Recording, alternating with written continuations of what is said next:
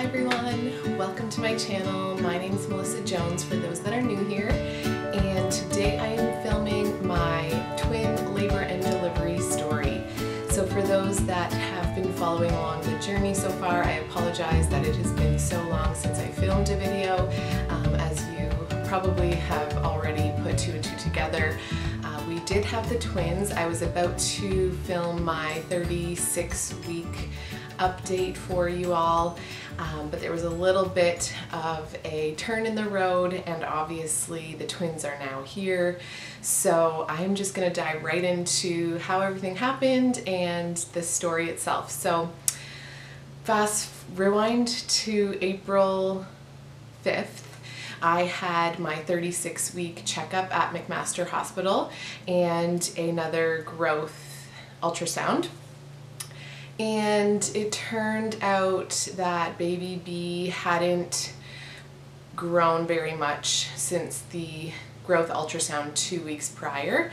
And then my OB, before she even told me any of the results, she checked me for my dilation, and I went from a 2.5 to 3 centimeter dilation which was checked at 34 or 33 weeks, I believe, to being 6 centimeters dilated when she checked me on April 5th at 36 weeks.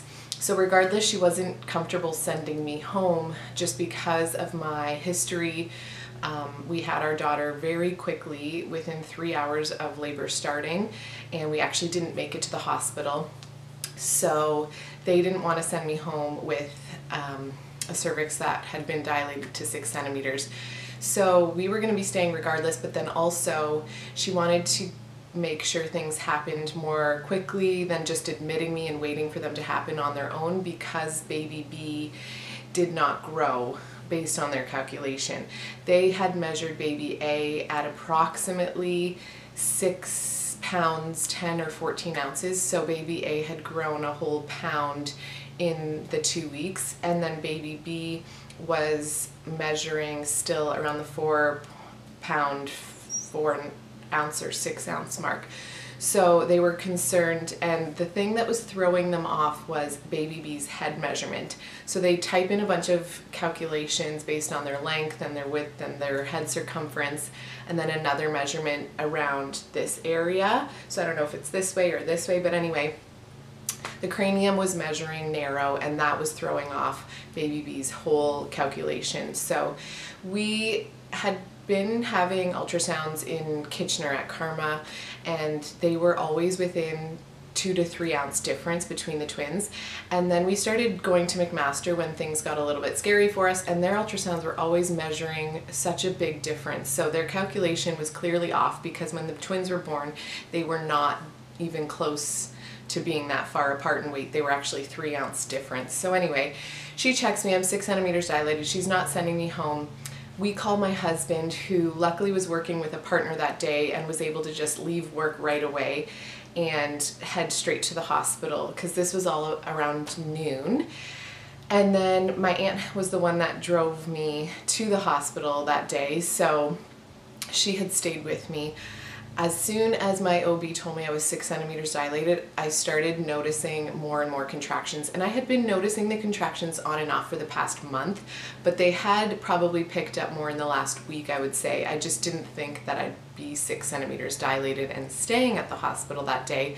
I also had a hair appointment booked for that afternoon, and I was dead set on going to that appointment. It was the last of my appointments that I wanted to get done before the twins came.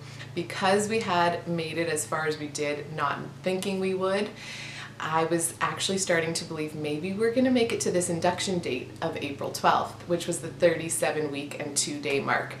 And so I just wanted to get my hair done and not have the babies that day. And of course, I should have known better. I didn't pack my bags because I was going home and getting my hair done. And sure enough, she's like, no, you're not, you're staying. So my aunt stayed with me, my husband came along, I'm contracting at this point. They're getting ready to break my water when my husband gets there, and I had asked for the epidural prior to them breaking my water, just because I know with second pregnancies it tends to happen a little bit faster, and because my first was only 3-hour labor, I figured, well, if it's half the time, I'm going to have these babies within an hour and a half, and if the anesthesiologist can't get to me in time for this epidural and then they need to do an emergency C-section, like, I did not want to be knocked out under general for that to happen. So I went ahead and asked to get the epidural prior to, and thank God I did, because it happened so fast. And so the anesthesiologist gave me the epidural probably around 3:30 in the afternoon, and then they broke my water around 4 o'clock, I would say, or no, it was probably closer, yeah, 4 o'clock, I would say, 3:30, 4 o'clock. Maybe the epidural was a little bit earlier than that. Anyway, they didn't pump any of the epidural really into me because I wasn't in any sort of discomfort or pain, and I kind of wanted just to feel the contractions come on slowly, and I should have just told him to top me up right off the bat. But anyway, so they broke my water. I didn't need any Pitocin or oxytocin or whatever they give you, because I was already 7 centimeters dilated when they broke my water. And then within an hour of them breaking my water, my contractions picked up, and the nurse called the OB in, and she was just like, we gotta go to the OR now, because with twins you have to deliver in the OR just in case you do need an emergency C-section for both babies or twin B. So anyway, off we go to the OR. That was at about 5 o'clock, and within 10 minutes the nurse was like, where's the neonatal team? The OB was like, where's the residents? We need, like, the babies are crowning. So 3 pushes later, I'm yelling at the anesthesiologist to turn up the epidural because I'm feeling a lot at this point. So he cranks it to the max that he can, but it wasn't even the full max, so I was still feeling a lot of it, because you're not supposed to give the full dose required until you gradually increase it. And because I was on such a low dose, he couldn't just give me the full amount until he sort of topped it up a little bit at a time. So I was feeling most of the contractions and the pressure and the crowning, and so I pushed probably 3 times and baby A was born. We had a girl first. Her name is Olivia Annabelle, and she came out weighing 5 pounds 13 ounces. She was born at 5:07 p.m. And then 4 minutes later, so they did delayed cord clamping with her, so I got to lay with her for 1 minute. They cut the cord, took her to the first neonatal team to get assessed and weighed, and then 3 pushes later and baby B came out 4 minutes later, and it was a boy. So we did not know the genders. It was such a nice surprise. We already have a 2-year-old daughter at home. My husband was secretly super happy that he got his boy, and I had a funny feeling it was a girl-boy twin combination, but we kept it a surprise, so really in the end we had no idea, and it was really nice to know we had one of each. So we named him Isaiah Thomas, and he was actually only 3 ounces less than Olivia. He was 5 pounds 10 ounces. He was born at 5:11 p.m. And so everything was going well. He came out right after her, so they didn't even have to put the heart monitor on him or anything, and he didn't turn or anything. So everything was just a vaginal delivery. I felt most of it. I didn't need any stitches, so that was a bonus as well. And then they did delayed cord clamping for Isaiah, checked him out. Everything checked out fine. We started heading back to our labor and delivery room right after. We were in the OR for probably all of 15 minutes, and then we're back to our room. That's when he started having a really grunty cry, and so the nurse called the neonatal team back in to assess him, and sure enough, they were concerned that they heard fluid on his lungs still. Because he came so quickly, I guess they didn't get enough of the fluid out, and so they had to take him away. My husband went with him, so I didn't know exactly what happened, but in the end we were, you know, showing our family really quickly, and then they took Isaiah away, and then he was put on a CPAP machine and an intravenous because his breathing was very labored.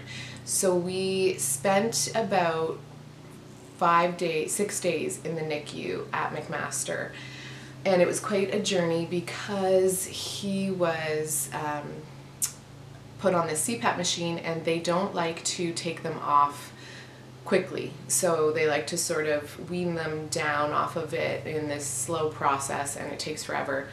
And although he was really much better by even the 24 and 48 hour mark, they didn't want to rush anything. So they ended up keeping him on the CPAP machine for 2 or 3 days, and we were only able to hold him day 2 or 3 maybe. So that was kind of tough. But then day 3, they ended up wanting to give his nose a little break from the CPAP machine, and so they were going to put tubes down his nose just to give his nose a break, and he ended up hating the tubes. So they took them out, and then all of a sudden he just like went to sleep without anything, and his breathing was completely fine on just regular air. So most babies don't pass that test right off the bat, and therefore they were just monitoring him really closely, and things ended up staying really good. So they left him off all CPAP and oxygen assistance for the rest of the evening, monitored him closely, and ended up saying that he could come out of his little incubator box. In the meantime, Olivia had high bilirubin levels, so they were just allowing us to stay in our room for the next few days to monitor her, so they didn't discharge us. So at first they were feeding him my breast milk, my pumped breast milk, through a nasogastro, I think that's called, an NG tube is the short form, that went in his nose, and then they would just top up the amount of that he was getting every day by a certain amount of milliliters. And then because he was doing so well with his breathing and he was taking well to the breast milk via the NG tube, they asked me to start trying to breastfeed him. He latched almost right away, and he did almost a full feeding, but we didn't weigh him pre and post, so we didn't know exactly how much he was getting. We were just estimating, so they would just give him an NG top-up based on how much we think he got, and therefore the NICU doctor was just like, he's had, you know, he can't go home yet because he's still so reliant on this NG feeding tube, so he needs to be taking all of the breast milk on his own, up to 50 milliliters, which is a ton for a newborn that is, you know, preemie and just had a hard time with his breathing. So we ended up feeding him, weighing him pre and post feed, and he was always just tuckering out after, like, by the last 10 to 20 milliliters. He couldn't do all of it because it was so much. So he would go into a milk coma. He wasn't even hungry, and then they'd make him every 3 hours top up to 50 mils regardless of how much he took on his own. So they weren't really giving him a fair chance. So they, all of a sudden, day 4, I believe it was, day 5 of being in the NICU, the what are they called? Pediatricians came around, and they're like, oh, he's doing really well, like, we're gonna probably discharge you today. So we got our hopes up again that day, and then the NICU doctor comes back in and she's like, no, he's had too many NG top-ups, he needs to be doing it all on his own. And I said, well, so at that point she also had said, and we need this spot in the NICU technically because he doesn't need us, he's not high risk anymore, so you need to get transferred to Cambridge Hospital, which isn't even our local hospital, but Kitchener didn't have any room in their NICU, and so that was going to be really annoying. And they're like, oh, and you're leaving in like 10 minutes, and we're like, what? So we actually asked the NICU doctor why, and sort of asked if we could decline the transfer and just take him home, and she said, well, no, that's not advised, but what I'll do is I'll let you feed him on demand since you think he's more than capable. I won't make you meet that 50 milliliter requirement each time and weigh him each time, and then we'll just weigh him in the morning, and if he has lost any weight at all, then we'll transfer you. If not, you're good to go home. So sure enough, I spent the night in the NICU with both babies because at that point Olivia had been discharged. So we had a bunk room that we were able to just wheel her in and out of the NICU whenever we wanted to. And so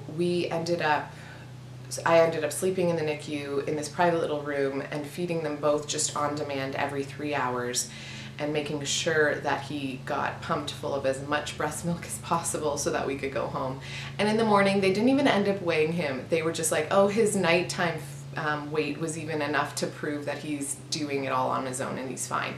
And so they checked him all over, discharged him, and we finally got to go home day 6. So they were 6 days old, and we were finally heading home, which has been so nice. We had a couple visitors, and in the end, Olivia's bilirubin leveled out, his bilirubin was fine, and then his breathing and everything has been completely okay since. So we have been so smitten and in love. It was the best yet scariest week of our lives because we didn't know what was going to happen to him, and it was so sad to see all the monitors hooked up to him and the tubes and the IVs and then that CPAP machine. It's just heartbreaking, but it could have been a lot worse, and it puts things into perspective being in the NICU, just seeing all the other little babies born even earlier, especially given the fact that we almost had a 30-week pregnancy delivery. So we were just counting our blessings every single day. We knew we were in good hands regardless, and we knew he was going to be fine. But we are just so happy to be home. Isla is loving being a big sister. She finds the babies pretty boring, but she loves on them even though they don't do anything. And she's always checking in on them and covering them up and trying to give them soothers if they're crying. So that's been super sweet to see. It'll be nice when she's able to be a little bit more hands-on with them. But so far we've been home for how many days now? 4 days? Maybe 5 now, and so it's been a little bit of a whirlwind, but we're trying to get into as much of a routine as possible. The babies are feeding still every 3 to 3.5 hours. They're pretty much on the same schedule for the most part.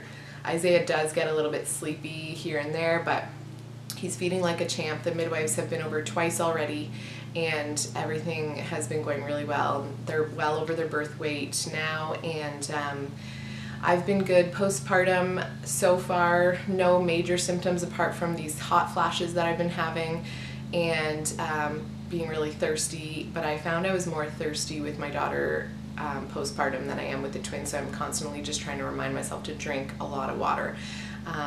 My breast milk came in, and like I said, everything has been good so far, touch wood. I've been really lucky this time around postpartum wise.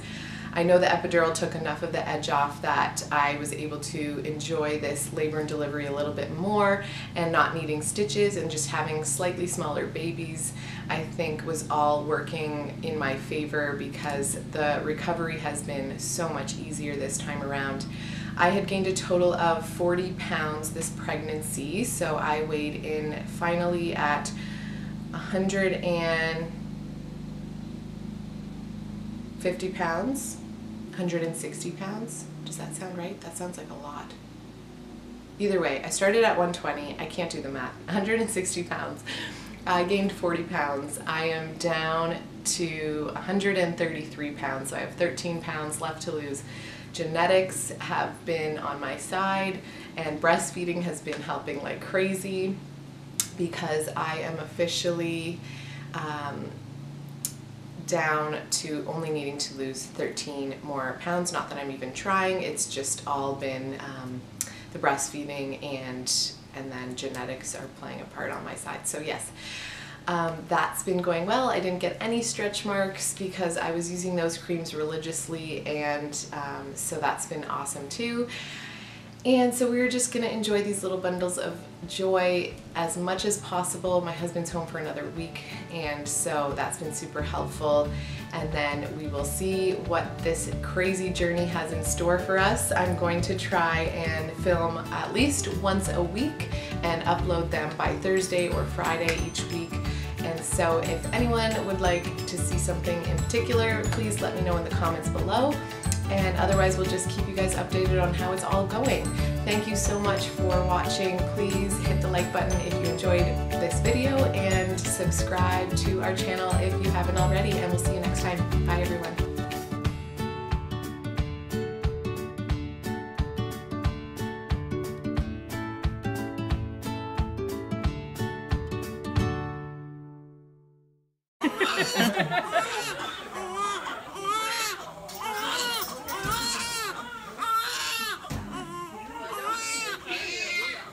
Excited? She has no idea.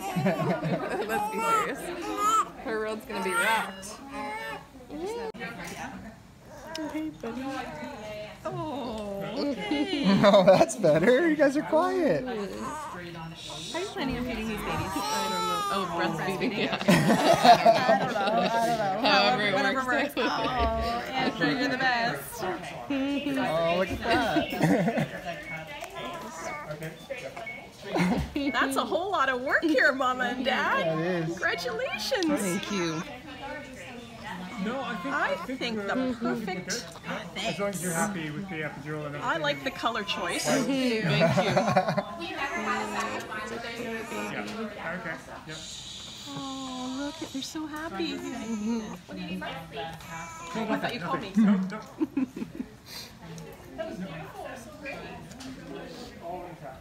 What do you say, Mama? No tears. Oh my god.